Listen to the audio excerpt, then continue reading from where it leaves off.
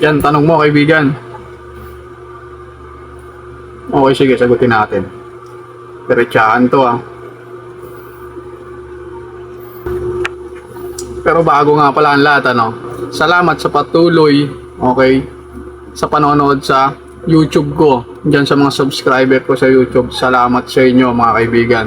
At patuloy pa rin kayong nanonood kahit papaano, kahit madalang na akong mag-upload. At salamat din sa mga followers ko dyan sa Facebook na patuloy pa rin nakasuporta. Salamat sa inyo mga kaibigan. Bago lang din kasi talaga yung page ko sa Facebook kasi nga yung unang page ko na-hack yun. Okay, na-scam ako. Nibigay ko yung info ko sa Facebook kaya na-hack siya. Kaya inaalagaan ko na lang din talaga yung YouTube ko. Kaya salamat sa patuloy ng mga nakasupport dyan. Okay, sige, balik tayo dun sa tanong ni kaibigan, ano. Kailan mo dapat ipaglaban yung partner mo, asawa mo, jowa mo? Hindi ko alam kung saan dyan. Pero ito may bibigay ko sa'yo kung kailan mo dapat ipaglaban yan, okay? Real talk to. Kasi marami ring lalaki talagang ganito.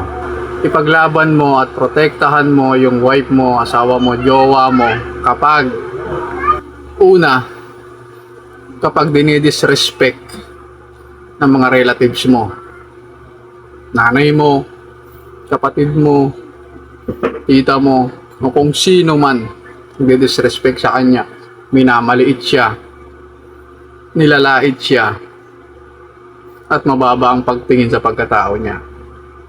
Importante kaibigan ay pagtanggol mo siya dyan. Importante nakakampi mo siya dyan. Importante na nandiyan ka sa side niya kapag ganyan ang sitwasyon niya. Diyan dapat mas mapatunayan na partner ka niya. Nagets mo ba kaibigan? Maraming mga magkarelasyon ngayon ang nagkakahiwalay at hindi nagkakaunawaan dahil sa pangingialam ng relatives, especially ng mga magulang, lalo na kung ayaw nila sa partner ng anak nila. Hindi ko sinasabing naging masamang magulang sila, okay? Pero ang sinasabi ko rito, dapat mas kilala mo at mas alam mo yung partner mo kung sino yung pakikisamahan mo. Balanse dapat kaibigan. Pangalawa, sa mga nakakasalamuha niya, kapitbahay niya man, ka-work niya man, kailangan kakampi ka pa rin niya. Hindi ko sinasabi rito na i-tolerate mo yung masama niyang ugali, no? Pagsabihan mo pa rin kung alam mong mali siya. Pero kapag sinasaktan na siya at hindi na maganda yung ginagawa sa kanya, dapat nasa harapan ka. Kasi nga, partner ka niya. Diyan mo siya dapat ipaglaban, kaibigan, sa mga ganyang senaryo. Ngayon, sasagutin kita kung kailan mo siya dapat hindi ipaglaban. Para na rin to sa mga kalalakihan na makakarinig nito.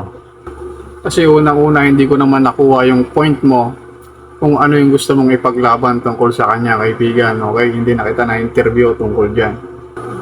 Ngayon, ito yung point kung kailan hindi mo na siya dapat ipaglaban. Kapag meron ng third party. Kapag meron ng pangatlo sa relasyon ninyo bilang mag-partner. Tandaan mo itong mga sasabihin ko sa'yo. Tandaan mo, babae ang laging nasusunod. Oo, tayong mga lalaki, tayo ang nasa front. Pero sila ang navigator, sila ang nasusunod. Titigil ka lang sa pakikipaglaban at pagtatanggol sa girl mo kung meron ng third party. Meron ka ng kaagaw. Meron ng sumasalungat sa pagtatanggol mo sa kanya. Nagpapakomfort na siya sa iba, nakikinig na siya sa iba.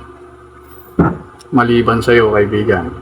Hindi inaalaw ng isang babae at tunay na nagmamahal na makapasok sa relasyon nila at makakasira sa kanila kung hindi niya gusto at kung hindi na siya napopall out of love sa iyo at hindi siya nai-in love doon.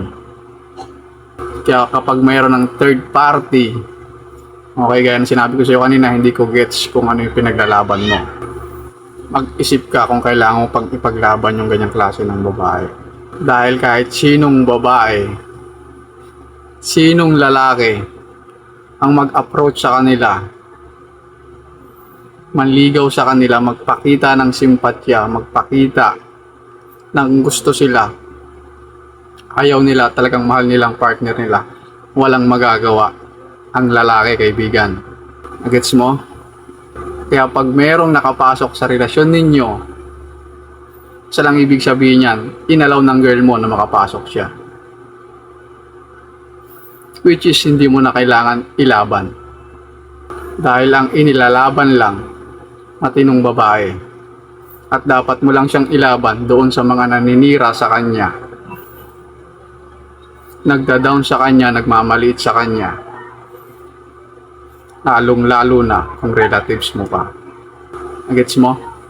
Kasi kaibigan, lahat ng relasyon naaayos pa.